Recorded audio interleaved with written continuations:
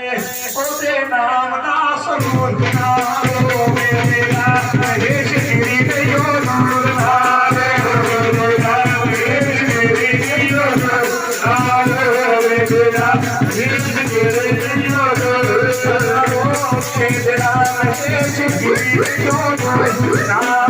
ਮੇਰਾ ਮਹੇਸ਼ ਗਿਰੀ ਗਇਓ ਨੂਰ ਨਾਲ ਮੇਰਾ ਮਹੇਸ਼ ਗਿਰੀ ਗਇਓ